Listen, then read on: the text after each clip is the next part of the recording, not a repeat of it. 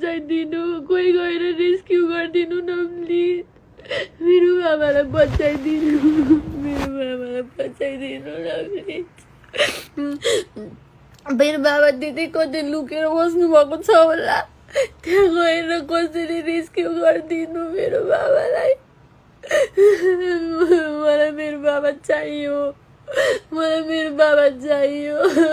कोही गएर रेस्क्यु गरिदिनु न, म आउन सकिनँ, म टाढा छु, म विदेशमा छु, म आउन सकिनँ। मेरो बाबालाई कसैले बचाइदेऊ, मलाई मेरो बाबा चाहियो, मलाई मेरो बाबा चाहियो।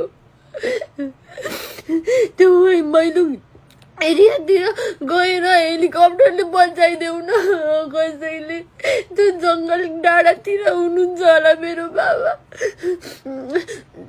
कोही गएर बचाइदेऊ न प्लिज, बचाइदेऊ न मेरो बाबालाई। मलाई मेरो बाबा चाहियो, हे भगवान्, मलाई मेरो बाबा चाहियो।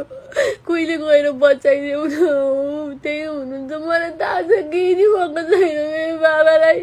बिचरा मेरो बाबा, मेरो बाबा, मेरो बाबालाई बचाइदेऊ, मेरो बाबालाई बचाइदेऊ कसैले। मेरो बाबा त्यति कतै हुनुहुन्छ होला, मेरो बाबा। रेस्क्यु टिम गएर लिएर आइदेऊ न मेरो बाबालाई, मेरो बाबालाई प्लिज हेल्प गरिदेऊ न कसैले।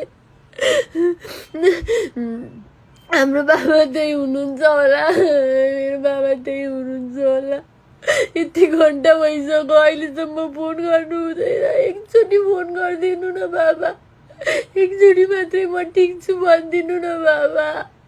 म तपाईँलाई कुरिराखेछु बाबा, बाबा आउनु न छिटो, बाबा छिटो आउनु। आज धेरै दिदीबहिनीहरू दाजुभाइहरू पीडामा हुनुहुन्छ, आफ्ना मान्छेहरू गुमाएर। एक क्रममा एकजना सिस्टरले आफ्नो बुवा